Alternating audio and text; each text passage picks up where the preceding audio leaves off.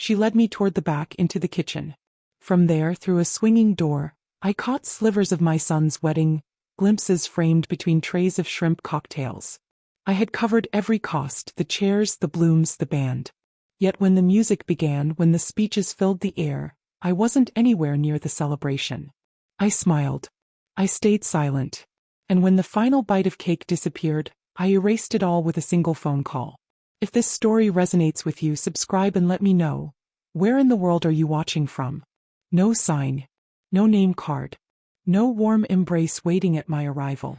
Just a folding chair with a paper napkin crumpled on top. That was my seat, wedged between greasy trays and a service cart whose broken wheel shrieked each time it moved. For a moment I just stood there, blinking away the sting. The kitchen air was thick, heavy with the tang of tomato sauce, sour and suffocating. Heat from the ovens pressed against my back, making something twist deep inside me. I looked down. Soft mauve chiffon dress, carefully chosen. 3 painstaking hours at the salon that morning, pretending this day would be mine too. But no one said a word. No one told me we've set a different place for you. No one even looked up when I walked in. Not even Daniel. He was too busy, his grin bright, adjusting cufflinks, basking in her mother's kiss. Her mother acting like she'd raised him. Like she was the one who soothed the nightmares, who sacrificed rent to pay for braces, who stitched him back together when the world cut too deep. I clutched the handbag he'd once gifted me for Mother's Day, back when he still called me Mama. My hands trembled, a faint vibration running through my wrists, as if something alive wanted out. The catering manager, barely more than a boy, gave me a nervous smile. Ma'am, they said you should wait back here. The bride didn't want any clashes with the theme. The theme. He flinched, glancing toward the doors as they slammed again, music spilling through, laughter chasing after it. I lowered myself onto the rickety chair. It groaned under my weight. A dark stain spread beneath my shoes, sticky and sour. I stared at my freshly polished nails. At the cold chicken breast dropped on a chipped plate. And I said nothing. Not one word. Because it was his day. Because I told myself, don't ruin this. Don't be that mother. I pulled out the ceremony program, elegant script across cream cardstock. No trace of me inside. Her father, who walked her down the aisle. Her mother, who gave the opening toast. Me. Just the invisible wallet. The ghost in the kitchen. The woman carefully cropped from every picture. The door swung open again, and for a heartbeat I saw it. Chandelier light, the band starting, Daniel spinning Emily under gold. He didn't glance once in my direction. I pressed a napkin to my lips, faking a stain. My eyes stung. I lied to myself. It's the onions, the steam, the heat. But it wasn't. It was betrayal, pure and sharp. Something inside me cracked. Small. Almost silent. Like glass whispering before it shatters. I fixed my gaze on a patch of peeling paint behind the fire extinguisher. That spot kept me upright, my tether, while waiters in crisp whites brushed past with crab puffs and champagne. Because if I broke then, if I let the sobs escape, I wasn't sure I'd ever stop. I inhaled. And exhaled. The chicken grew cold. The dessert untouched. When the cake appeared, white and gold, her colors, her perfect dream. I made the call. Brief. Efficient. 3 words of power disguised as cancellations. The flowers for brunch. The second half of the band's fee. The open bar. My voice. Steady. My chest. Calm. And when I hung up, guilt never came. Regret never surfaced. What did come was something I hadn't felt in years. Control. I stared at my hands again. No more trembling. Only a steady hum, an engine reawakening. The door creaked once more, laughter spilling in. Let them toast without me. I had my own script now. That night, in the stiff hotel bed, I never closed my eyes. Not once. I stayed in that mauve dress, flat on the hotel bed, eyes fixed on the ceiling fan. Its blades spun in a dizzy blur, and for a fleeting second I imagined one would come loose, plunge down, and silence the ache pressing against my ribs. Part of me wished it would. The smell of the kitchen clung to me, grease tangled in my hair, roses still faint on my sleeves, all soured by the rank perfume of sweat and humiliation. I'd peeled off my heels sometime past midnight. My feet were swollen, red, throbbing. All evening they had screamed, but I'd forced myself to endure. Even in exile behind swinging doors, I had wanted to look composed. The digital clock glared red. 2 a.m. My phone rattled again on the nightstand. I didn't check. I already knew. Missed calls from Daniel, from Emily. A text from my niece. What happened? Everyone's panicking. Instead, I unlocked my tablet. The wedding spreadsheet filled the screen, rows of figures I'd maintained for over a year. Every line told the story of indulgences, revisions, and upgrades. All hers, never mine. That word again, elevated. Always delivered with a smile that cut. Margaret, we want it more elevated. So I had agreed to hand-lettered invitations from a boutique vendor in Vermont. So I had agreed to the venue switch. No longer the simple church hall, but a restored barn strung with chandeliers and whiskey barrels polished to shine. So the open bar became a curated cocktail lounge. The cake expanded from 2 tiers to 5. And I had signed every check. No offers from Daniel. No help from her family. And I never asked because I wanted him to have everything I could never give when I was raising him alone. Scrolling, my breath caught. 2 charges posted only days before. A bar tab for a private tasting. An upgrade at the rehearsal dinner. The same restaurant where they'd shoved me near the kitchen again. My stomach clenched. The card was mine. Unauthorized. Then I saw it, on Venmo, a note she left to her bridesmaid. His mom's covering it all, so why not go big? Wedding vibes sparkles. This time I didn't cry. The tears had dried out of me. What came instead was that hollow heaviness, the nothing that follows too much pain. Nerves curling inward, self-protection by numbness. I turned on the lamp, squinting against the brightness. The mirror over the dresser showed a stranger. Mascara smeared, lips drawn tight, hair flat on one side from the pillow. I looked like someone who had aged 10 years in a single night. But then, something shifted. I combed my hair back with shaking hands, washed my face, and sat at the desk. 3 emails.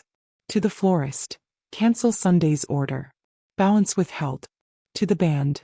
No second set required. Consider the matter closed. To the bar. Post-reception services cut. Cancel the second shift. Do not bill further. Each message polite. Professional. But final. By the time dawn leaked bruised blue through the curtains, I had pressed send. And when I set down the tablet, I felt something unfamiliar. Steadiness. Not anger. Not yet. But resolve. I was finished. Finished being useful, finished being the bank, finished being invisible. Let them stumble when the flowers never arrived, when the band stopped playing, when the bar dried up. Let them wonder why. And maybe, just maybe, they'd remember who had made all of it possible. The ghost in the kitchen. The woman they cropped out of every frame. When I couldn't make out the faces, I still recognized the voices. Emily's mother, Susan, her tone dripping with that practiced sweetness. Daniel, you are the kindest man. Emily is so blessed. Applause. Laughter. And there she sat, glowing at the head table in navy chiffon, pearls strung heavy around her neck like an heirloom of old money she never had. Susan had only spoken to me 3 times before this day. Never asked about my life. Never once said thank you. Not for the money. Not for making all this possible. Beside her, Emily's father boomed with that easy self-importance, raising glasses like royalty presiding over the kingdom of suburbia. I remembered him at the rehearsal dinner, looking at me with his benevolent smile. We admire your perseverance. Raising Daniel alone must have been tough. Perseverance. As though I had scaled a mountain. Not slogged through endless shifts and scrubs. Not skipped meals so my son could have clean clothes, straight teeth, a future beyond leftovers and thrift stores. And there, between them, was Daniel. My Daniel. Smiling as though he had always belonged at their table, framed neatly in their family portrait. I searched the crowd for my own. My sister Carol. My cousin Diane. They sat rows back, heads turned toward the stage, never toward me. Not one glance toward the kitchen. I wasn't part of the story. I was a problem solved with a folding chair behind a swinging door. A young waitress brushed past me, probably a college kid, her smile nervous, apologetic. Would you like a refill, ma'am? I shook my head. I'm fine. But I wasn't. Every nerve ached, feet, shoulders, jaw locked so tight the pulse throbbed behind my eyes. My chest felt heavy, rotting as though something toxic had settled there. I glanced at my plate. 3 olives, a sliver of brie, a limp piece of toast. I hadn't eaten since morning, but the thought of swallowing anything twisted my stomach into knots. Weeks before, I had asked Emily gently about the seating chart. She smiled that tight, rehearsed smile. "We're still finalizing, Margaret. Don't worry, you'll be included." I should have known. I did know. I was being managed, positioned, tolerated. A prop with a credit card.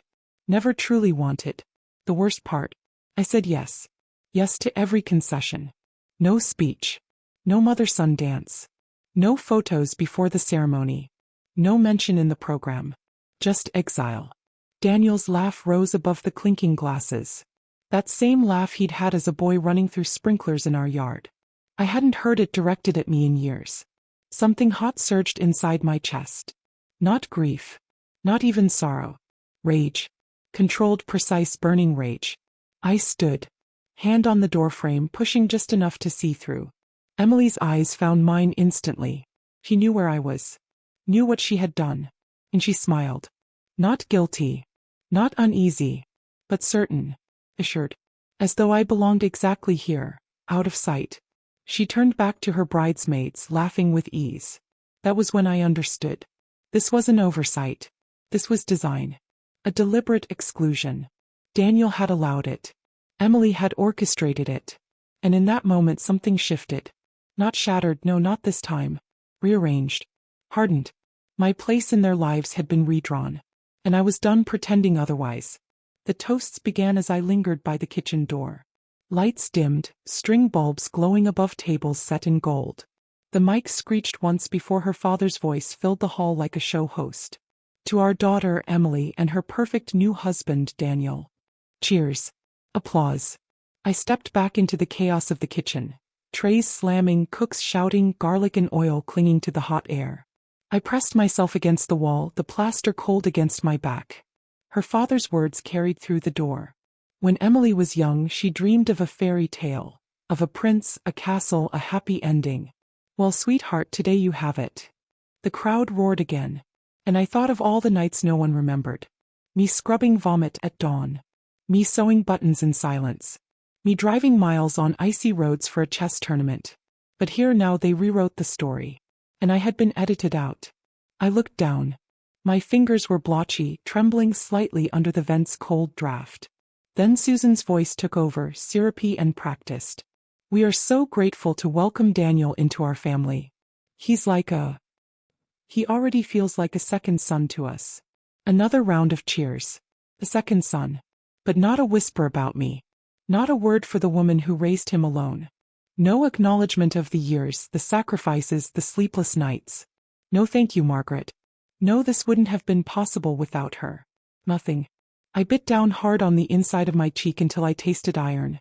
My feet screamed, but I stayed standing. Then, the moment I'd been dreading. Daniel took the microphone. He looked magnificent. Strong shoulders, sharp jaw, tuxedo tailored perfectly. Another expense I had quietly shouldered. I remembered him as a newborn gasping for air in the NICU. Now he stood there, a stranger glowing under the spotlight. "I just want to thank everyone for being here," he began. His voice was deeper, smoothed with practice. "Emily, you've made me the happiest man alive. To your family, thank you for embracing me as your own. I truly feel at home with you all." My throat tightened. "And to everyone who made today possible, thank you. This is the greatest day of our lives." But my name never passed his lips. Not once. I had paid for it all. The hall, the food, the band, the photographer. Even the neon sign glowing behind them. Even her dress. And yet I didn't exist. The servers clapped politely. The band struck up again. Guests surged to the dance floor. Someone placed a slice of cake in front of me on a flimsy plastic plate. Vanilla, layered with raspberry filling, her favorite. I've never liked raspberry. The fork gleamed gold in my hand. My grip was steady. I thought of Daniel at 10 years old, begging for chocolate cake with rainbow sprinkles. I had worked 2 double shifts to buy the exact one he wanted. The way he hugged me then, fierce, grateful, full of love. That boy was gone. In his place was this man who hadn't even saved me a chair. I pushed the cake aside. Waited until the last plates were cleared, until ties loosened, until the band hit their crescendo. Then I slipped out, past the kitchen, past the bar, out the side door. The night air was cool, sharp, almost humming with quiet. I dialed 3 numbers. The forest. the band, the bar manager. Each call efficient, firm, final. By the time I returned to the hotel, the unraveling had already begun. Tomorrow's brunch, erased. The late night set, gone. Second bartender, cancelled. I had swallowed my silence long enough. Let them dance in the ruins. Let them notice the absences. Let them ask their questions. I didn't care. They had already cut me out of the story. All I did was write the ending myself. The hotel room smelled faintly of roses and something metallic, my own stress clinging to my skin. I sat cross-legged on the pristine comforter, untouched since I checked in. Not once had I cried. But I wasn't frozen. Frozen things shatter. No, I was hardening. Tempered. The sun hadn't even risen yet. I reached for my purse. My phone lit up with 6 missed calls, 2 voicemails, a dozen frantic texts. Daniel. Mom, why is brunch cancelled? Emily. Please, what's happening? This isn't funny. Another. Are you okay? Please respond. And finally, this is childish. I laughed under my breath, just a sharp puff of air. Childish. I opened my banking app, fingers steady, the same hands that had balanced checkbooks every Sunday for decades. The charges glared back. Unauthorized. Titled. My new daughter-in-law had swiped my card for a pre-wedding bar crawl. And more. A spa day. Champagne bottles, facials, manicures, brunch for 8. All neatly lined in the receipts. No one had asked me. No one had even told me. The trust one had carried like a worn quilt. Something that had kept me warm through decades of storms. Felt shredded now, cut apart while I wasn't looking. I opened my email. 2 new messages. The florist. We regret the sudden cancellation. As per policy, refunds are not issued within 72 hours. Fine. The band's manager. We were mid-setup when your cancellation came through. Rare but understood. The deposit will remain untouched. Also fine. I hadn't done this for refunds. I did this for me. For the ghost in the kitchen chair. For the erased mother. My stomach growled. I hadn't eaten since yesterday, but the thought of food turned me cold. Instead, I yanked the curtains open. The horizon bled colors. Orange, then pink, then a thin yellow haze that made the world look unreal. And that's when I remembered. A red folder. Buried in the back of my dresser drawer. Old paperwork, letters I had never thrown out. It called to me like it had been waiting. I moved slowly. Shower. Hair dried flat. Jeans, button-down, still faint with lavender detergent. Check out without a word. The drive home was quiet. Tires humming, radio static spilling songs I didn't know. Too quiet until my own thoughts broke through. He didn't say your name. They all saw you in that chair. No one stopped it. When I pulled into the driveway, my roses were in bloom. I didn't linger. Straight to the bedroom. The folder was waiting. At the bottom of insurance forms and old photographs, an envelope. Yellowed edges. Postmarked Arizona. His handwriting, the man who'd left.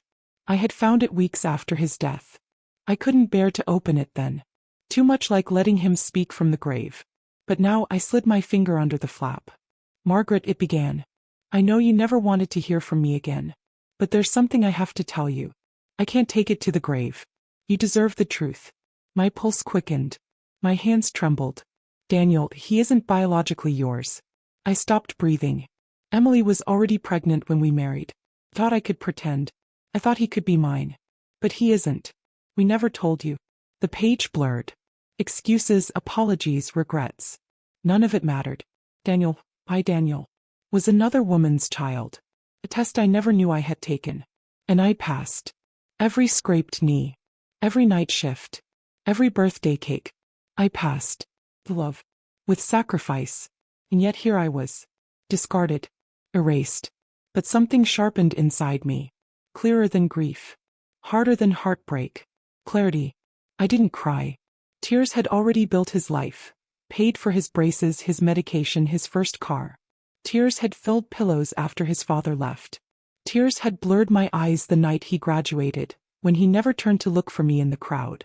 I was emptied of tears. What I had now was different. Still. I brewed coffee, black and bitter. Sat at the window. Watched a neighbor's sprinkler sweep the lawn in perfect rhythm. It was an ordinary Sunday morning. But I was not the same woman. No longer the wallet. No longer the afterthought. No longer the fool in the folding chair. I reopened my phone. Called the florist again. Calm, polite, final. The band, same tone. The bar. Yes, this is Margaret Langley. The cocktail service for Sunday? Cancelled. No further details required. 3 calls. 3 clean cuts. I could have stopped there. But I didn't. Because I knew what was coming. I powered my phone off. Waited 5 minutes. Turned it back on. 38 unread messages.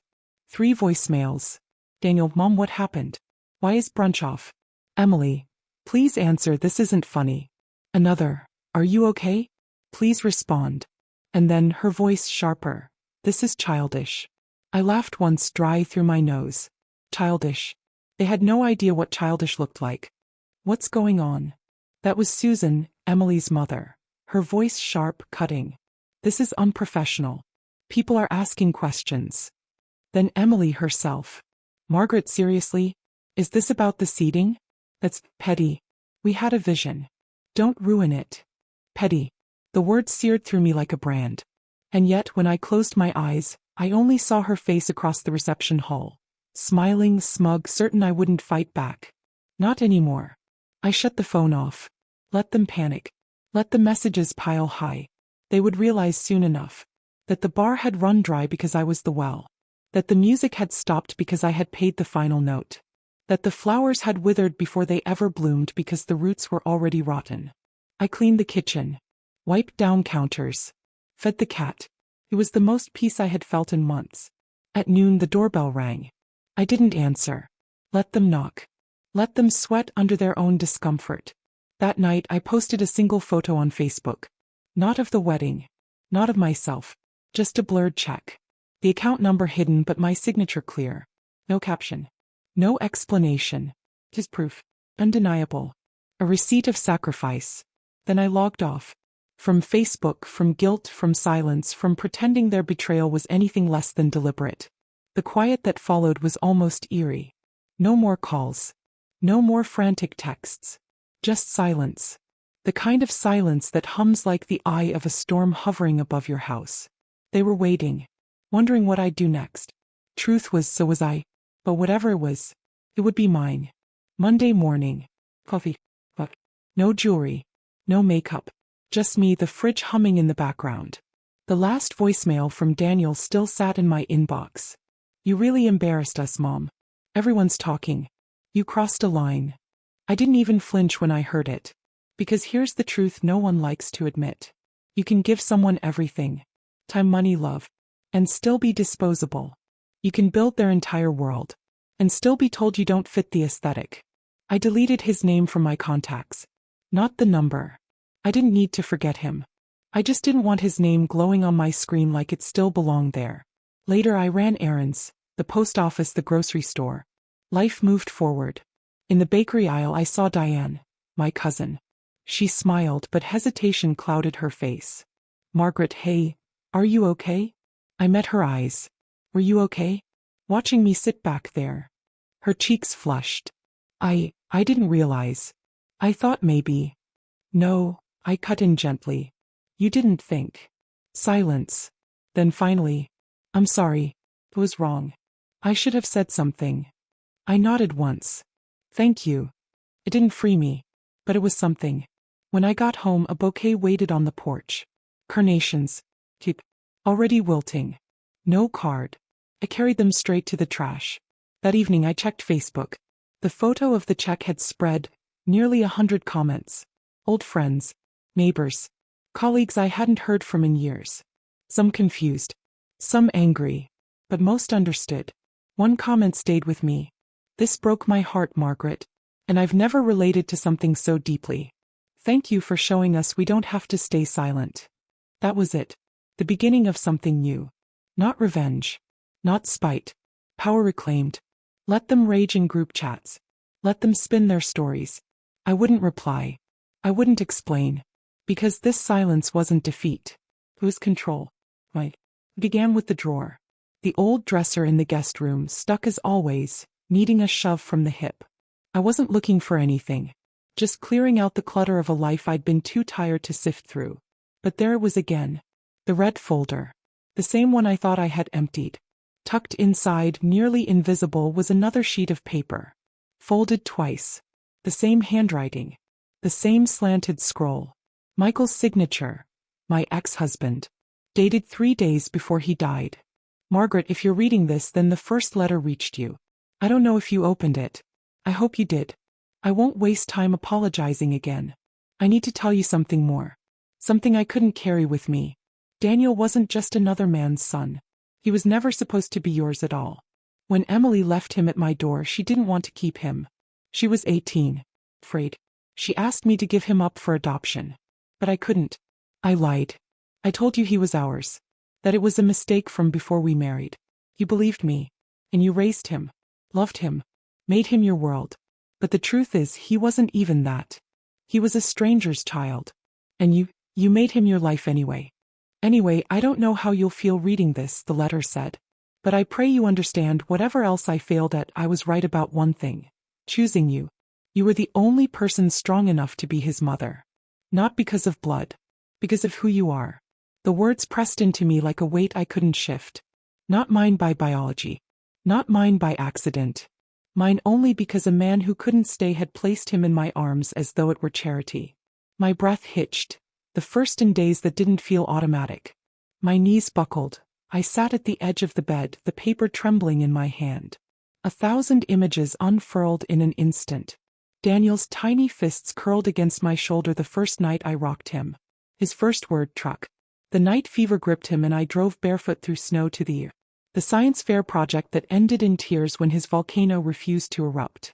The heartbreak that left him hollow-eyed in his room. The joy when the college acceptance letter arrived. Every memory I thought was ours.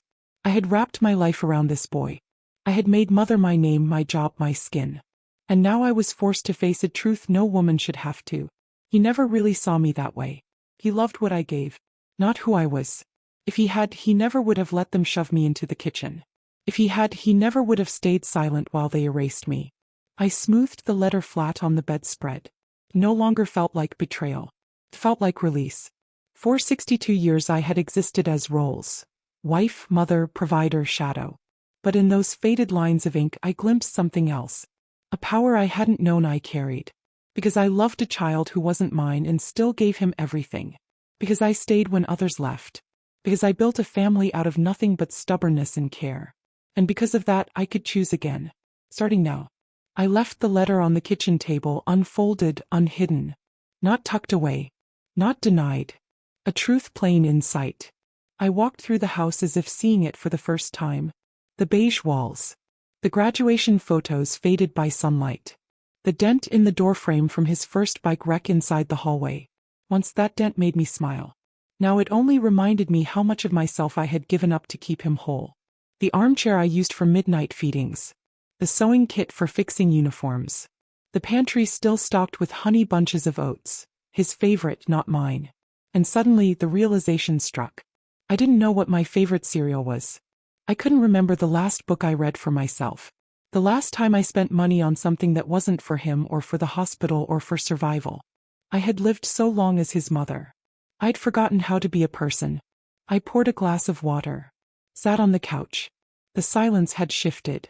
It no longer felt empty. It felt honest. My phone buzzed on the side table. Daniel. A long message. I don't know what happened. Emily didn't mean to hurt you. I'm sorry if you felt excluded. If I felt. Still about him. Still about appearances. Still cushioning himself from blame. I didn't answer. I picked up the remote. Turned on the TV. Let the hum of a cooking show fill the room, steady, ordinary. My eyes drifted back to the letter. He wasn't mine by blood. Not by law. But I had been his. Entirely. Until the day he showed me I wasn't part of the family he was building. The ache wasn't for him anymore. It was for the woman I had abandoned inside myself. All those years. All those birthdays. All those sacrifices that built his life. Never once. Not once. Did he turn and ask, "Are you okay, Mom?" All those Christmas mornings. Me up past midnight wrapping dollar store gifts in bows as if they were treasures. All those dinners where no one ever said, "You sit, I'll handle the dishes." I was always the background hum, the safety net, the silence that kept everything steady. But not anymore. That evening I took every framed photo of us down from the walls. Not out of spite. Not out of rage. But because it was time to stop living in a shrine to a motherhood that had required me to erase myself. I wrapped the glass in towels, stacked them in a box. Labeled it not family, not Daniel, but simply memories, not obligations. For dinner I cooked just for me. Lemon butter pasta with roasted cherry tomatoes and garlic. Not chicken nuggets.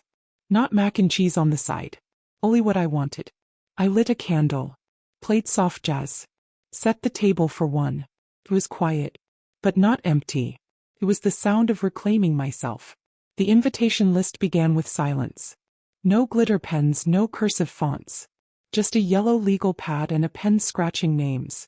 Claire, my ER friend who used to sneak coffee into my locker during double shifts. Mr. Henderson, my neighbor who always cleared my driveway before I could. Dina, from the bookstore who asked about my week and actually waited for the answer. Janet, the nurse who once stayed late on her own birthday so I wouldn't drown in patients. No blood ties. But every name belonged to someone who had seen me. Really seen me. In a way my own son never had. It wasn't a wedding. It wasn't a holiday. It wasn't redemption. It was a dinner. At my table. For me. I spent the next days preparing, not out of obligation, not for show, but out of want. Fresh basil, garlic, heirloom tomatoes from the market. A new tablecloth, blue with sunflowers. Something I would have chosen at 20 before shits built walls around me. On the morning of the dinner I woke early, music humming through the house. Van Morrison, Stevie Nicks, Norah Jones. The air filled with garlic, lemon, olive oil. Warmth, comfort, home. The first knock at 6. Claire, grinning, bottle of wine in hand. You look incredible, Maggie. And I did. Hair soft and silver at the temples. Linen blouse brushing my skin. No Spanx. No heavy makeup. No armor, just me. The others trickled in, 6 guests in all. The laundry table became a feast of passing plates, laughter spilling between bites, forks clinking against china. I laughed too. Really laughed. Somewhere between seconds and dessert I felt it. This was family. Not assigned. Not expected. Chosen. Later, under string lights on the porch, Claire raised her glass. To Margaret, for reminding us it's never too late to take your seat at the head of your own table. Glasses clinked. I smiled, lifted mine and said softly, to finally being seen. The knock came the next afternoon. Not frantic. Not loud. Just steady, like he knew I was inside and wouldn't leave until I opened. Through the frosted glass I saw his outline. Daniel. A week had passed since the wedding. 7 days of my silence. 7 days of his unraveling. I opened the door slowly. He looked smaller somehow. Dark circles, wrinkled t-shirt, the polished glow gone. His mouth tightened like he'd practiced 10 openings and forgotten them all. Hi, Mom. I didn't say it back. I stepped aside. Let him in. He hesitated, then crossed the threshold. The house was spotless, sunlight pouring across the floor. On the mantel, every photo of him was gone. His eyes darted to the empty spaces. Where are the pictures? I didn't answer. Sit, I said. Come, even. He sat. The armchair swallowed him. We sat across from one another in silence. Daniel ran a hand through his hair, sighing. I didn't come here to argue. Good, I nodded. He faltered, shaking his head. I don't understand. 1 minute everything was fine and then suddenly you're canceling things, posting checks online. The words stung.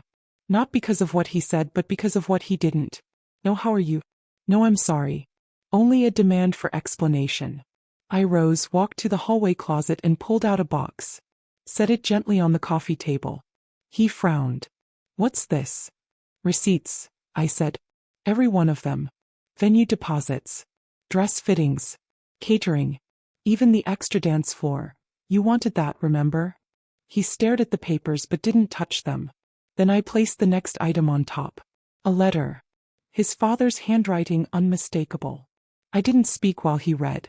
I watched his face shift, confusion, then recognition, then disbelief. His voice cracked. You knew. I do now. He swallowed. So you're angry because I'm not. Because you're not my biological son? I cut him off. No.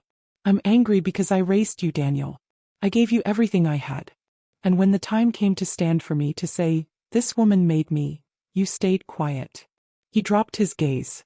"You let them shove me into the kitchen," I continued, my voice steady. "You watched them humiliate me and you said nothing. That's what broke me. Not your DNA. Not the money. Your silence." His reply was a whisper. "I didn't think it would matter." Emily said, "It would look better for the photos." I laughed once, sharp, cold. "You didn't think?" "Exactly." I walked to the mantel, lifted an empty frame. "This held your kindergarten graduation photo. You'd lost a tooth, marker all over your shirt, and you ran straight into my arms." I set the frame face down.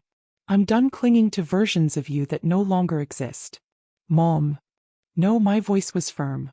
"I'm not your backdrop. Not your bank. Not your afterthought." He flinched, jaw tightening. "I'm sorry," he whispered. "Too late." I closed the lid on the box, handed it to him. "These are yours now. Every receipt. Every record. Every reminder of what you chose to overlook." He hesitated, then took it. I walked him to the door. At the threshold, he lingered, searching my face for softness, for a crack in the armor. "You always said I was your whole world." "You were," I said. "And now, I'm finally mine." I shut the door. Inside, the house was alive with laughter. Real laughter, hearty, messy, unrestrained. The kind that fills your lungs until your eyes crease at the edges.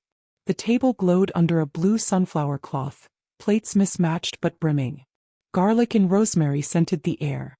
Claire was wiping tears of laughter as Mr. Henderson told the story of locking himself out in his underwear. Me. I was in the kitchen, barefoot, holding a glass of wine. Not waiting to be called. Not hidden behind a swinging door. Present. I plated roasted vegetables with thyme and sea salt, carried them out to cheers. "Chef Margaret strikes again," Claire grinned. We passed dishes, poured more wine. Between bites, Claire lifted her glass again. "To Margaret. For choosing herself. For reminding us it's never too late to claim the head of your own table." Glasses clinked. I stood too, steady, unshaken. "To the mothers who gave until there was nothing left.